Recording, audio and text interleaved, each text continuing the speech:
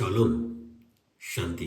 प्रभू श्री ख्रिस्ताच्या पवित्र आणि सावरशाली नावामध्ये पुन्हा एक वेळा तुम्हा सर्वांना मी अभिवादन करतो. सर्वप्रथम प्रभू श्री ख्रिस्ताच्या नावाला धन्यवाद देतो. आज त्यानं दिलेल्या या सुवर्ण संधीबद्दल त्याचे मनापासून आभार मानतो. त्याचबरोबर तुम्हा सर्वांचे मनापासून आभार मानतो. ज्या सर्वांनी तुम्ही सबस्क्राईब केलं तुमचे आभार, आणि ज्याने अजून केलं नाही सबस्क्राईब, तुम्ही सबस्क्राईब करा, चॅनलला लाईक करा आणि इतरांशी शेअर करा आणि त्यांच्याही आशीर्वादाला कारण व्हा. तर प्रियानो, आज विशेषतेने मला तुम्हाला सांगायचं आहे, आजकाल जर आपण पाहिलं, मार्केटमध्ये पाहिलं, सुपर मार्केटमध्ये पाहिलं, बाजारात जर पाहिलं तर एवढी गडबड आणि गर्दी चालू आहे. आणि ती कशाची असेल तर लेकरांच्या आता शाळा सुरू झाल्या आणि लेकरांचे वह्या पुस्तकं घेणं, त्यांना कवर घालणं, ते नावं घालून तयार करून त्यांना ते तयार ठेवणं. आईवडिलांचे काय चालले, गडबड चालू आहे. त्याच्यात मेडिकल स्टुडंट मेडिसिन करत आहेत किंवा इंजिनिअरिंग करत आहेत किंवा आईवडील लाखोमध्ये त्याच्यावरती काय करत आहेत, खर्च करत आहेत. आणि अशा ह्या तयारीच्या दिवसांमध्ये ते लोक आहेत. परंतु आज विशेष तुम्ही आणि मी देवाचे लेकरं येण्यातनं, विश्वासणारे येण्यातनं, आज तुम्हाला आणि मला हे पाहायचं आहे, जसं आज त्या आपल्यापैकी पुष्कळशे असे विश्वासणारे आईवडील आहेत, त्यांची ही अशा प्रकारची धांदल गडबड चालू आहे. आज विशेषतेनं आज आपण हे पाहायचं आहे, जग आपल्या लेकरांना तयार करण्यासाठी कशा प्रकारे कष्ट घेत आहेत किंवा कशा प्रकारे ते तयारी करत आहेत, कशा प्रकारे आईवडील झटत आहेत, झोंबत आहेत त्यांच्या मुलांना तयार करण्यासाठी. परंतु ज्यावेळेस आपण पवित्रशास्त्राकडे वळू आणि पवित्रशास्त्रातून आपण ज्यावेळेस पाहायला जाऊ, त्यावेळेस पवित्रशास्त्र ह्याविषयी आपल्याला काय सांगतं किंवा शिकवतं ते पाहणं फार फार गरजेचं आहे. कारण जगिक किंवा क्षणिक जीवनासाठी, म्हणजे जसा मोशे म्हणतो की तुमचं वर्ष किती 60 जास्त झालं तर 70 आणि अधिक शक्ती असली तर 80 वर्षाचं तुमचं आयुष्य. ह्या 80 वर्षाच्या आयुष्यासाठी जर अशा प्रकारची धनपण केली जाते, कष्ट आईवडील आपल्या मुलांच्यावरती घेतात, तर विशेष जे सार्वकालिक जीवन आहे, जे अनंतकालचं जीवन आहे, त्या जीवनासाठी तुम्ही मी कशा प्रकारे झटायला पाहिजे, झोपायला पाहिजे. आणि त्या दृष्टीनं तुम्ही मी आईवडील येण्यातनं तुमची माझी जबाबदारी काय आहे, आज ते आपण कशातून पाहणार आहोत, ह्या पवित्र वचनातून पाहणार आहोत. तर सर्वप्रथम मला एक वचन वाचावं असं वाटतं, आणि ते म्हणजे कोणतं की 127 स्तोत्र आणि 3रं वचन. पहा, संतती ही परमेश्वराने दिलेली धन आहे, पोटचे फळ त्याची देणगी आहे. आपण प्रार्थना करूया. सर्वसमर्थ प्रभू येशू, तुझ्या नावाला धन्यवाद देतो. आज प्रिय प्रभू, माझ्या तोंडचे शब्द नावा सर्वांच्या मनचे विचार तुला मांडण्यास देत येशू ख्रिस्ताच्या नावात मागत आहे, म्हणतोय पित्या, आमेन. तर या ठिकाणी सलमोन राजा काय म्हणत आहे की पहा, संतती परमेश्वरानं दिलेलं धन आहे आणि पोटचं फळ ही त्याची देणगी आहे. आणि ते जर आपण इंग्लिशमध्ये वाचायला गेलं तर त्या ठिकाणी आपल्याला काय वाचायला मिळतं, lo children are the heritage of the Lord. Heritage म्हणजे काय की वंश परंपरेनं वडिलोपार्जित चालत आलेलं धन दौलत, तो त्याला हेरिटेज म्हणतात. आणि या ठिकाणी तो काय म्हणतोय की मुलं हे काय आहे, देवापासून मिळालं, काय हेरिटेज आहे, देवापासून मिळालं, हे वडिलोपार्जित आलेलं हे धनदौलत आहे, असं या ठिकाणी तो म्हणत आहे. आणि आज ती जी धनदौलत आहे ती, म्हणून रोमकराच्या पत्रामध्ये 8व्या अध्यायामध्ये 17व्या वचनात जर पाहिलं, आणि जर मुले तर वारिसी, म्हणजे 16व्या वचनापासून वाचलं, तो आत्मा स्वतः आपल्या आत्म्याबरोबर साक्ष देतो की आपण देवाची मुले आहो, आणि जर मुले तर वारिसी आहो, म्हणजे देवाचे वारिस, ख्रिस्ताबरोबर सोबतीचे वारिस असे आहो. आपल्याला त्याच्याबरोबर गौरव प्राप्त व्हावे म्हणून त्याच्याबरोबर जर दुःख भोगिले असले तरच. होय प्रियानो, आज या ठिकाणी आपल्याला पाहायला मिळतं, पौल सांगतो की आपण काय आहोत, ख्रिस्ताबरोबर, ख्रिस्ताच्या सोबतीचे आपण कोण आहोत, वारिस आहोत. आणि म्हणूनच आपण हे, आणि सलमोन राजा या ठिकाणी म्हणतो, lo children are the heritage from the Lord. होय प्रियानो, आज आपण आनंद मानूया की आज देवाच्या वचनाचे भागीदार तुम्ही मी ख्रिस्तावाच्या विश्वासामध्ये होतो. आणि त्यामुळं जी प्रभूनं आपल्याला जी लेकरं दिलेली आहेत ती काय आहेत, देवाने दिलेलं धन आहे, आणि it is a heritage from the Lord. तर प्रभूची स्तुती असो. आणि सर्वात पहिला आणि महत्त्वाचा मुद्दा आज मला तुम्हाला सांगितला तो म्हणजे कोणता असेल तर आपली लेकरं आहेत, पालन करणारे आईवडील, पालन पोषण करणारे आपण आईवडील आहोत. आणि महत्त्वाची गोष्ट आज आपण ही लक्षात घ्यायला पाहिजे की होय प्रियानो, देवानं दिलेलं हे धन आहे ते एका विशिष्ट उद्दिष्टाने त्याने दिलेलं आहे. देवाने दिलेल्या देणगीचं संगोपन करणं, त्यांचं पालन पोषण करणं आणि त्यांना देवाचं वचन शिकवणं ही तुमची आणि माझी जबाबदारी आहे. ही जबाबदारी तुम्हाला मला दिलेली आहे. ज्याप्रमाणे आपलं जगिक भौतिक शिक्षणाकडं तुम्ही मी लक्ष देतो त्यापेक्षा किती विशेष रीतीनं ह्या आध्यात्मिक शिक्षणाकडं तुम्ही आणि मी लक्ष द्यायला पाहिजे. परमेश्वरानं तुम्हाला मला काय दिलं आहे, हे धन दिलेलं आहे आणि हे हेरिटेज दिलेलं आहे, त्याचं तुम्हाला मला संगोपन करायचं आहे. त्या हेतूनं त्या उद्देशानंच परमेश्वरानं हे धन तुमच्याकडं आणि माझ्याकडं सोपवलेलं आहे. नीतिसूत्र याचा 22वा अध्याय आणि 6व्या वचनामध्ये त्या ठिकाणी आपल्याला काय वाचायला मिळतं, त्या मुलाच्या स्थितीस अनुरूप असे शिक्षण त्याला दे, म्हणजे वृद्धपणीही तो त्यापासून काय होणार नाही, परावृत्त होणार नाही. मराठीमध्ये म्हटलं मुलाच्या स्थितीस अनुरूप असे शिक्षण दे. परंतु प्रियानो ते जर आपण इंग्लिशमध्ये जर वाचलं तर इंग्लिशमध्ये काय म्हणतं की train up a child in the way he should go and when he is old he will not depart from it. तर ट्रेन अप, तर ह्या दोन महत्त्वाच्या गोष्टी आपल्याला लक्षात घ्यायला पाहिजे. शिक्षण देणं आणि ट्रेनिंग देणं, शिक्षण देणं किंवा प्रशिक्षण देणं, ह्या दोन महत्त्वाच्या गोष्टी आहेत. त्याच्यामध्ये बराच फरक आहे आणि तो फरक आज आपल्याला लक्षात घ्यायला पाहिजे. आपल्याला शिक्षण द्यायला सांगितलेलं नाही, तर आपल्याला काय सांगितलेलं आहे, ट्रेन अप. तर आपल्याला त्यांना प्रशिक्षित करायचं आहे, त्यांना ट्रेन करायचं आहे, त्यांना स्किलफुल करायचं आहे. ही तुमची आणि माझ्यावर जबाबदारी आहे. पहिली गोष्ट म्हणजे प्रशिक्षण द्या म्हटलेलं आहे, म्हणजे विशिष्ट कौशल्य आणि क्षमता विकसित करण्यावर लक्ष केंद्रित करणं, ह्याला प्रशिक्षण म्हणतात. आणि दुसरं आणखी एक आहे की व्यावहारिक उपयोगी आणि अंमलबजावणीवर भर दिला जातो. म्हणजे शिक्षणाविषयीच्या सुद्धा दोन व्याख्या आहेत. ते म्हणजे काय, ज्ञान देण्यावर आणि शिकण्याची सोय करून देण्याकडं लक्ष केंद्रित केलं असतं. ज्ञान देणं आणि शिकवण्याच्या सोयी करण्याकडं लक्ष केंद्रित करणं ही पहिली गोष्ट आहे. आणि दुसरी गोष्ट काय, शिक्षण देणं म्हणजे काय, समज आणि संकल्पनात्मक आखण्यावर भर दिला जातो, हे आहे शिक्षण.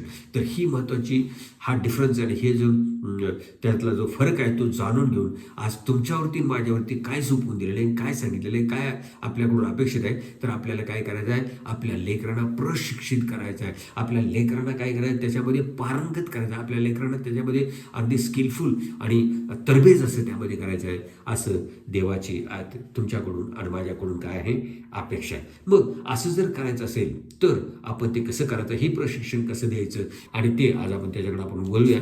आणि त्या ठिकाणी त्याने काय सांगितलं ते आपण पाहूया. अनुवाद पुस्तकाचा 6वा अध्याय 6-7 ह्या दोन वचनामध्ये आपण बघूया. 5 पासून वाचूया किंवा 4 पासून. हे इस्रायला श्रवण कर, आपला देव परमेश्वर हा अनन्य परमेश्वर आहे. तू आपला देव परमेश्वर याच्यावर पूर्ण मनाने, पूर्ण जीवाने व पूर्ण शक्तीने प्रीती कर. ज्या गोष्टी मी तुला आज बजावून सांगत आहे त्या तुझ्या हृदयात ठसव. होय प्रियानो, ही सर्वात महत्त्वाची गोष्ट आज तुम्ही मी लक्षात घ्यायला पाहिजे. जे परमेश्वराचं वचन तुम्हाला मला सांगते, प्रभू या ठिकाणी म्हणत नाही की ते तुम्ही डायरेक्ट तुम्ही शिकवा, तर तो म्हणतो की पहिल्याने तुमच्या अंतःकरणामध्ये ठसवा. आज तुमची आणि माझी ही जबाबदारी आहे, हे तुम्ही मी प्रभूचं वचन आपल्या अंतःकरणामध्ये ठसवायला पाहिजे, आपल्या अंतःकरणामध्ये साठवलं पाहिजे. आणि त्याच्यानंतरच मग आपण काय करू शकतो, आपल्या लेकरांना सांगू शकतो. म्हणून देवाचं वचन म्हणते, पहिल्याने जे मी आज तुला सांगत आहे किंवा शिकवत आहे ते तू काय कर, आपल्या अंतःकरणामध्ये काय कर, साठवून ठेव. साठवच नाही तर ठसव म्हणजे इम्प्रिंट झालं, एन्ग्रेव्ह झालं, सगळं झालं पाहिजे. ठसव आणि त्या तू आपल्या मुलाबाळांच्या मनावर बिंबव. पुन्हा ते दुसरा शब्द येतो की ते आपल्या लेकरांच्या अंतःकरणावरती काय कर, तू ठसव. अशी ही परमेश्वराची तुम्हाला आणि मला काय आज्ञा आहे. आणि मग ती ठसवण्याची प्रक्रिया काय आहे, कसं करायचं, ते सुद्धा तो तुम्हाला मला या ठिकाणी काय करतोय, सांगत आहे. घरी बसलेले असता, मार्गाने चालत असता, निजता, उठता, त्याविषयी बोलत जा. तर ह्या 4 गोष्टी प्रभूने तुम्हाला मला सांगितलेल्या आहेत की जे वचन प्रभू सांगत आहे किंवा शिकवत आहे ते आपल्याला काय करायचं आहे, आपल्या लेकरांच्या मनावरती बिंबवायचं आहे. आणि बिंबवायचं टेक्निक किंवा पद्धत जर काय असेल तर ती पद्धती तो या ठिकाणी सांगतोय की तू त्यांच्याशी काय करत राहा, नुसता बोलत जा. किती, 4 वेळा. घरी बसलेला असताना आणि मार्गाने चालत असताना, निजत असताना आणि निजून उठत असताना सुद्धा, म्हणजे 4 वेळा. होय प्रियानो, आज तेच टेक्निक आज तुम्हाला आणि मला घ्यायचं आहे. आज महत्त्वाचं एक मला उदाहरण तुम्हाला द्यावंसं वाटतं. आज सोशल मीडियावरती काय होत आहे, ही देवाने दिलेली स्ट्रॅटेजी आहे. विश्वासणाऱ्यांच्यासाठी, ख्रिस्ती लोकांसाठी देवाने दिलेली स्ट्रॅटेजी आहे. परंतु आज सोशल मीडियावरती काय चाललं आहे, दुसरं तिसरं काय नाही तर लोकांच्यावरती लेकरांच्या मनावरती सारखं बंबार्डमेंट बिंबवलं जात आहे. कसं, परत ते वेगवेगळ्या प्रकारे ते सोशल मीडियाच्याद्वारे लोकांच्या आणि लेकरांच्या मनावरती ते काय केलं जात आहे, बिंबवलं जात आहे. म्हणजे देवाने दिलेली आयडिया आज जग आणि सैतान्य कृती काय करत आहे, त्याचा वापर करून त्यांचा काय करत आहेत, प्रसार करत आहेत. पण आज तुम्ही मी जे तुम्हाला आणि मला आज्ञा दिलेले, तुम्हाला आणि मला सांगितलेले शिकवले, ते तुम्ही आणि मी किती विशेष रीतीनं पाळायला पाहिजे, ह्याच्याकडे आज प्रियानं तुम्ही आणि मी काय करायला पाहिजे, लक्ष द्यायला पाहिजे. तर तो काय म्हणतोय की तू आपल्या काय कर, पहिल्याने तुझ्या अंतकणामध्ये ठेव. एक म्हण आहे मराठीमध्ये, आपल्याला म्हण माहिती आहे की आडातच नाही तर पोहऱ्यातून कुठून येईल. जर तुमच्या आणि माझ्या अंतकणात, माझ्या आपल्या अंतकणातच नाही तर आपण काय देणार आहे. आणि त्यासाठी म्हणूनच परमेश्वराने सांगितलं, पहिल्याने तुमच्या अंतकणामध्ये तुम्ही काय करा, ठसवा. आता एक मला उदाहरण आठवते, एक तरुण जोडपं आणि त्या जोडप्यांना 2 लेकरं झालेली. जरी एक त्याचे नामधारी ख्रिस्ती म्हटल्यासारखे असे नॉमिनल ख्रिश्चन होते, परंतु त्यांची दोघांची खूप उत्कंठ इच्छा होती की त्यांनी आपल्या मुलांना काय करायचं, देवाचं वचन शिकवायचं, देवाच्या बाहेर भक्ती त्यांना वाढवायचं. 2 मुलांच्यामध्ये काय चाललं होता, वाद चाललेला होता. तर एक म्हणतोय की काय, एक म्हणतो की 5वीची आज्ञा आहे ती काय आहे, तू आपल्या आईवडिलांचा काय कर, मान राख. आणि 4थी जी आज्ञा आहे ती काय आहे, साबात, तू साबात काय कर, पवित्रतेने पाळ, असं एक म्हणतो होता. आणि दुसरा म्हणतो नाही नाही नाही, 5वी आज्ञा आहे तू साबात पवित्रतेने पाळ, आणि 4थी आज्ञा आहे ती काय आहे की तू आपल्या आईवडिलांचा मान राख. आणि त्यांच्या एवढं वादविवाद चाललेला असतोय. आणि मग तो वाद घेऊन ते काय म्हणजे, चला आपण डॅडी मम्मींना विचारूया. आणि ते डॅडी मम्मीकडे येतात. पहिल्याने मम्मीकडे, मम्मी म्हणते, मम्मीला पण आठवतं, मग तिसरा आपण काय करूया, डॅडींच्याकडे जाऊन, डॅडींना पण माहीत नाही, दोघं एकमेकाच्या तोंडावर, कारण त्यांनाच माहीत नव्हतं की 10 आज्ञा आणि कोणती 4थी कोणती 5वी. तर होय प्रियानो, ही परिस्थिती होती. आणि हेच व्हायला नको म्हणून परमेश्वरानं सांगितलेलं आहे की त्या अनुवाद या पुस्तकामध्ये सांगतात, तो म्हणतो पहिल्याने तुमच्या अंतकरणामध्ये ठसवा आणि मग तुम्ही तुमच्या लेकरांच्या मनावरती बिंबवा. ते करत असताना. आणि परत तो काय म्हणतो, इंग्लिशमध्ये म्हटलं टीच देम डिलिजंटली. डिलिजंटली म्हणजे काय की, डिलिजंटली म्हणजे याचा हार्डवर्क, म्हणजे कष्ट घेऊन ते तुम्ही त्यांना शिकवा. उगाच सांगायचं पोपटपंची किंवा नुसतं असं बोलायचं म्हणून नव्हे, तर तुम्ही याचं हार्डवर्क, आणि ते तुम्हाला काय परिश्रम घेऊन त्यांना तुम्ही काय करा, सांगा, किंवा त्यांना तुम्ही काय करा, मुलांना शिकवा. असं डिलिजंटली आपल्याला करायला पाहिजे. उगाच सांगायचं म्हणून, बोलायचं म्हणून काही नव्हे, परंतु त्याचा अभ्यास करून. आणि हे केल्यामुळं आपल्या लेकरांच्या अंतकणावरती देवाचं वचन काय होणार आहे, बिंबवलं जाणार आहे. काहींना असं वाटण्याची शक्यता आहे, मनावरती बिंबवा म्हणजे काय, छिन्नी हातोडा घेऊन त्यांच्या मनावरती काय कोरायचं आहे काय, तर तसं नाही. परंतु अंतकणावरती किंवा मनावरती कोरण्याची टेक्निक किंवा पद्धत या ठिकाणी परमेश्वर सांगले की परत आणि परत सारखं ते काय करायचं, त्यांच्यावर बोलत राहायचं. आणि बोलत राहत असताना 4 वेगवेगळ्या स्टेजेसमध्ये आपल्याला दिसले, बसता, उठता, निसता आणि चालत असताना त्याच्याबद्दल देवाच्या वचनाविषयी, प्रभूविषयीच बोलत जा, असं त्याचं म्हणणं आहे. तर तेच आज तुम्हाला आणि मला करायचं. आणि होय प्रेरणा, तसं केल्यामुळं काय होणार आहे, आपल्या लेकरांच्या अंतकणावरती प्रभूच्या वचनाचा काय होणार आहे, ठसा उमटला जाणार आहे. हालेलुया. देवाच्या प्रिय लेकरांनो, आज तसं जर बघायला गेलं तर आज आई वडिलांना वेळ नाही आहे, आपल्या लेकरांच्यासाठी वेळ नाही. त्यांच्या कामामध्ये ते एवढे बिझी आहेत, त्यांच्या ऑफिसमध्ये एवढे बिझी आहेत, त्यांनी हे असं असताना लेकरांना वेळ देण्यासाठी, लेकरांच्याबरोबर टाईम घालवण्यासाठी त्यांना वेळ नाही. आणि दुसरं इझिली अवेलेबल त्यांना काय आहे, तर हे मोबाईल आहेत आणि हे सोशल मीडिया आहे. आणि त्यामुळंच आज विशेष रीतीनं आपल्याला पाहायला मिळतं की आपले लेकरं, फक्त लेकरंच लहानापासून थोरापर्यंत सगळे त्या सोशल मीडियाच्या आहारी किंवा मोबाईलच्या आहारी जाऊन ते वाह्यात चालल्यासारखे आपल्याला पाहायला मिळत आहेत. तर प्रियानो, ही महत्त्वाची गोष्ट आज तुम्ही मी देवाची लेकरं या नात्यानं प्रभूनं तुम्ही मी विश्वासाच्या द्वारे येशू ख्रिस्ताबरोबर त्याचे स्वर्गीय वतनाचे काय होत आहोत, वारीस होत आहोत. आणि येशू ख्रिस्ताबरोबर आपण काय त्याच्या सहवारीस आपण होत आहोत. आणि म्हणूनच हे देवानं तुम्हाला मला काय दिलेलं आहे, धन दिलेलं आहे, हेरिटेज दिलेलं आहे. आणि त्या हेरिटेजची जोपासना तुम्हाला मला करायला पाहिजे. आणि ती कशा प्रकारे करायची ते सुद्धा त्याने या ठिकाणी तुम्हाला आणि मला सांगितलेलं आहे. आणि तसं पाहत असताना प्रियानो, आज जर आपण पवित्र शास्त्रातून जर उदाहरण घ्यायला गेलो, असे कोणी आयडियल आई वडील झालेत का, आणि त्यासाठी जर आपण पाहायला गेलो तर आपल्याला बरीचशी उदाहरणं पवित्र शास्त्रातून पाहायला मिळतील. आणि ती उदाहरणं म्हणजे काय, जे चांगले आईवडील होऊन गेले त्यांच्याविषयी जर पाहायला गेलं तर सगळ्यात पहिलं उदाहरण आपण घेऊ शकतो ते म्हणजे नोहाचं. नोहा आणि हे संपूर्ण कुटुंब एकत्रित येऊन देवाने दिलेली असाइनमेंट त्यांनी पूर्ण केली. याचाच अर्थ की नोहा काय होता, एक चांगला पिता होता, की ते एक चांगले आई वडील होते. त्याच्यानंतर आपण पुढं जाऊन जर पाहिलं तर यहोशुवाविषयी जर आपल्याला पाहायला गेलं तर यहोशुवा काय म्हणतो की मी आणि माझे घराणे तर काय करीन, परमेश्वराचीच सेवा करेन. अशा प्रकारचा निर्धार केलेला तो म्होरक्या पुढारी कुटुंबाचं कुटुंब प्रमुख आणि त्याचं कुटुंब त्याच्याबरोबर होतं. आणि यहोशुआ एक काय होता, एक आदर्श असा काय होता, पिता होता. त्याच्यानंतर पुढे जाऊन जर आपण पाहिलं तिसरं उदाहरण, तर त्या ठिकाणी मनोवा आणि त्याची बायको. आणि आपल्याला माहीत आहे मनोवा आणि त्याची बायको, मनोवाची बायको काय होती, वांज होती आणि तिची वेळ निघून गेलेली होती. आणि अशा परिस्थितीमध्ये असं असताना सुद्धा मनोवा आणि त्याची पत्नी दोघंही काय होते, देवभरी होते आणि देवाच्या वचनानुसार वागणारे, वचनाप्रमाणे वर्तणारे आणि त्याच्यावरती विश्वास ठेवणारे होते. आणि असं असताना आपल्याला पाहायला मिळतं की प्रभूनं त्यांची प्रार्थना ऐकली, प्रार्थनेचं उत्तर दिलं. आणि मला चांगलं माहीत आहे, त्यांच्या पोटी जन्माला आला तो कोण होता, शमशोन होता. आणि शमशोनाविषयी आईवडिलांना दिलेली आज्ञा शमशोनाच्या आईवडिलांनी तंतोतंत पाळली आणि आपल्या लेकराचं संगोपन केलं. आणि तो नासोरी कोण झाला, शमशोन झाला. आणि ज्याच्याद्वारे पलिश्त्यांच्या बंधनाखाली असणारा इस्रायल राष्ट्राला मुक्ती देण्यासाठी परमेश्वराने काय केली, सुरुवात केली. तो मनोवा एक चांगला पिता होता. त्याच्यानंतर पुढे जाऊन जर पाहिलं तर जकर्याविषयी जर पाहिलं तर जकर्या आणि त्याची पत्नी, तो याजक होता. तो आणि त्याची पत्नी काय होती, वांज होती. त्यांचंही वय झालं होतं. तरीही हे दोघंही उभयता देवाला भिवून वागणारे, देवाच्या वचनानुसार वागणारे असे होते. तो तर याजक होता. आणि असं असताना परमेश्वरानं काय केलं, त्यांची प्रार्थना ऐकली आणि त्यांना उतार वयामध्ये काय झालं, लेकरू दिलं. आणि ते लेकरू कोण होतं, योहान, बाप्तिस्मा करणारा योहान. आणि या ठिकाणी आपल्याला पाहायला मिळतं की त्याने आपल्या लेकराचं संगोपन अगदी तंतोतंत प्रभूनं सांगितलं, परमेश्वराच्या वचनावर सांगितल्याप्रमाणे त्याप्रमाणे त्याने काय केलं, संगोपन केलं. आणि पुढे जाऊन जर आपण पाहिलं योसेफ आणि मरिया, प्रभू श्री ख्रिस्ताचे आई वडील, त्यांनी कशा प्रकारे त्यांचं संगोपन केलं तेही मला माहीत आहे. तर या ठिकाणी आपण हे चांगले आई वडील जे होऊन गेले त्याविषयी आपण पाहिलं. त्याच्यानंतर आणखीन काही उदाहरणं मला तुम्हाला द्यावीशी वाटतात की जे आई वडील चांगले वडील नव्हते किंवा चांगले आई वडील नव्हते. तर सगळ्यात पहिलं उदाहरण जर घ्यायला गेलं तर या ठिकाणी आपल्याला काय पाहायला मिळतं, एली हा एक चांगला प्रवक्ता होता.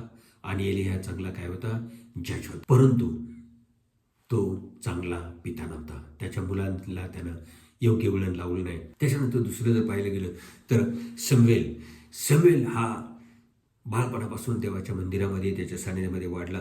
आणि शमूएल हा एक चांगला मुलगा होता, तो चांगला शिष्य होता, तो चांगला प्रवक्ता होता, तो चांगला जज होता, न्यायाधीश होता.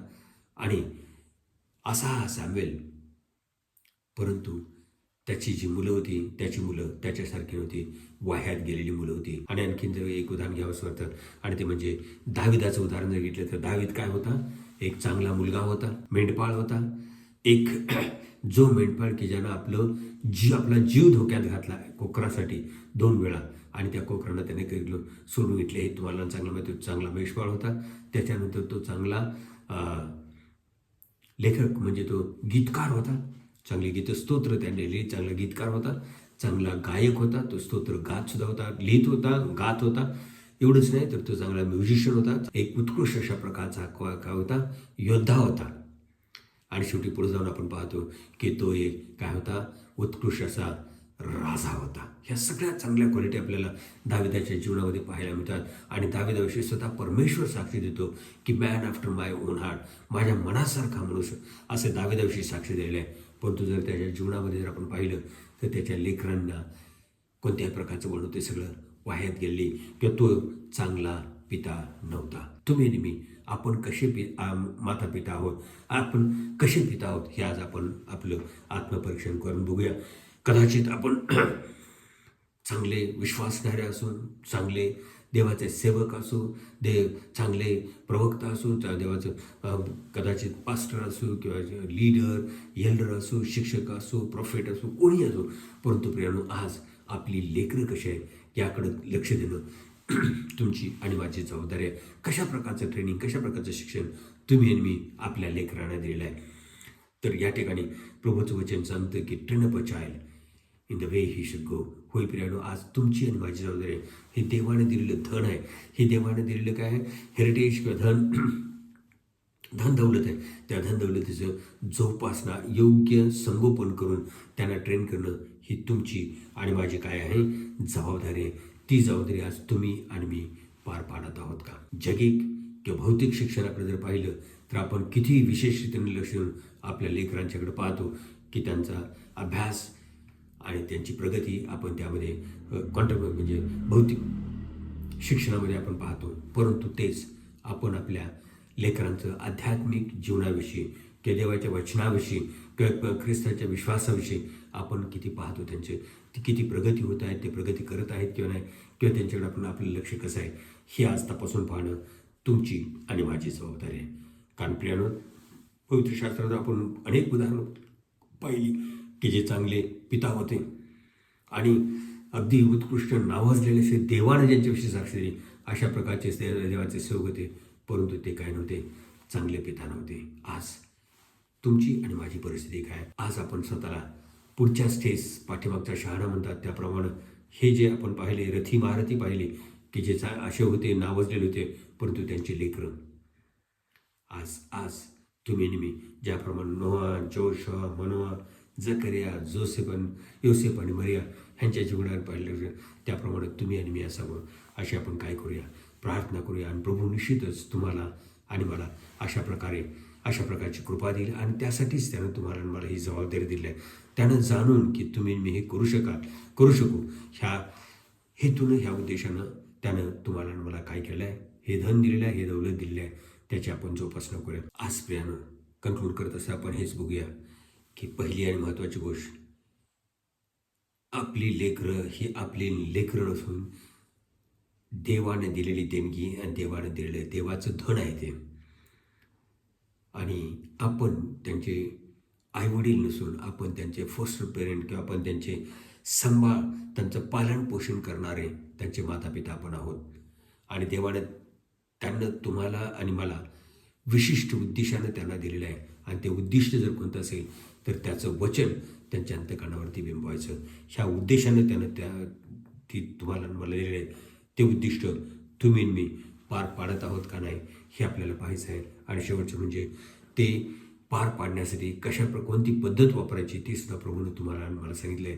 तर प्रियानो, आज आपल्या जीवनाकडे पाहूया आणि प्रभूनं दिलेलं धन त्याचं आपण संगोपन जोपासना कशी करत आहोत ह्याकडे आपण लक्ष देऊ. आपण नतमस्तक होऊया. सर्वसर्वत्र प्रभू येशू तुझ्या नावाला धन्यवाद देतो, तू स्तुती सवनी करतो राजा. होय प्रभू, आज आम्ही सर्वत्र पाहिलं तर बापा आई वडील सर्वजण लेकरांच्या शिक्षणाकडे लक्ष देत आणि त्याच्या धावपळीमध्ये गडबड त्यांनी पैसा खर्च करत आहेत, वेळ खर्च करत आहेत, कष्ट घेत आहेत की जेणेकरून आपली लेकरं सुशिक्षित होतील आणि चांगला प्रगती करतील याच्याकडे पाहत आहेत राजा. परंतु प्रभू, तू जी ही लेकरं आम्हाला दिलीस त्या लेकरांच्या आम्ही आध्यात्मिक शिक्षणाकडे लक्ष देतो का? जे तू आम्हाला सांगितलेल्या अशा जी जबाबदारी दिलेली अशा ती आम्ही पार पाडतो किंवा नाही हे पाहण्यासाठी लागणारी विशेष कृपा दे अशी प्रार्थना आणि विनंती करतो. होय प्रभू, आजपर्यंत आम्ही चुकलो, त्याच्याकडे आम्ही म्हणावं तेवढं किंवा अजिबातच लक्ष दिलं नाही, त्याची तो आम्हाला क्षमा कर. आणि प्रभू, आम्हाला अशी कृपा दे राजा की होय प्रभू, तुझ्या वचनाच्या शिक्षणाकडं आम्ही जातीने लक्ष देण्यासाठी आम्हाला कृपा दे अशी विनंती करतो. वेळ काढण्यासाठी लागणारी कृपा तुम्हाला दे राजा. आणि प्रभू, आमच्या लेकरांच्या अंतकणावरती ते बिंबवण्यासाठी लागणारी विशेष कृपा दे आणि दिलीस धन्यवाद देतो आणि स्तुती सवनी करतो. पुन्हा एक बार आम्हाला दिलेल्या लेकरांच्याबद्दल आम्ही मनापासून तुझे आभार मानतो, तुझी स्तुती करतो, तुझं गौरव करतो राजा. होय प्रभू, ती तू दिलेले धन आहेत राजा, तुझ्या देणगी आहेत राजा. आणि त्या देणग्यांच्याबद्दल आम्ही पुन्हा एक बार तुझी स्तुती करतो, तुझं गौरव करतो, तुझा सन्मान करतो. आणि प्रभू, पुन्हा एक बार विनंती करतो, तू दिलेली संतती, तू दिलेलं धन त्याची योग्य संगोपन, त्यांचं योग्य पालनपोषण करून तुझं वचन त्यांच्या बिंजवण्यासाठी लागणारी कृपा दे अशी प्रार्थना आणि विनंती करतो. आणि तुझ्या नावाचं गौरव करून घे. होय प्रभू येशू, यावेळेस मी त्याच्याशी प्रार्थना करतो, विनंती करतो. माझ्या सर्व ऐकणाऱ्या बंधू भगिनींच्यासाठी, लेकरांसाठी प्रार्थना करतो, विनंती करतो. सर्वांना तुझ्या स्वर्गीय आशीर्वादांभर अशी मी प्रार्थना करतो, विनंती करूया. प्रभू, तुझ्या लेकरांच्या असणाऱ्या गरजा भागव आणि यांचे दूर कर जा, प्रश्न समस्या सोडव राजा. एवढंच राजा, त्यांच्या प्रार्थनांची त्यांना तू उत्तर देशी विनंती करतो राजा. आणि विशेष त्यानं ख्रिस्ता तुझ्या वचनामध्ये, तुझ्या विश्वासामध्ये, तुझ्या अभिषेकामध्ये, तुझ्या आत्म्याच्या कृपादानांच्यामध्ये आम्हा सर्वांची वाढ कर अशीच तुझ्याची प्रार्थना आणि विनंती करतो. आणि ख्रिस्ता तुझ्या नावाचं गौरव करून घे. जर कोणी दुखणाईत आजारी असेल तर त्यांना तू स्पर्श करून बाबा त्यांना तू बरं कर अशी विनंती करतो राजा. ख्रिस्ता तूच करून जा अशी तुझ्याची प्रार्थना आणि विनंती करतो. पुन्हा एक वार सर्वमान सर्व गौरव त्याला देईल. येशू ख्रिस्ताच्या प्रार्थना केली म्हणून एक पित्या, आमेन. आणि त्या देव बापाची प्रीती, प्रभू श्री ख्रिस्ताची कृपा आणि पवित्र आत्म्याची सहभागिता तुम्हा सर्वांच्या बरोबर देवाच्या सर्वप्रिय लेकरांच्या बरोबर आता आणि सदा सर्व काळपर्यंत असून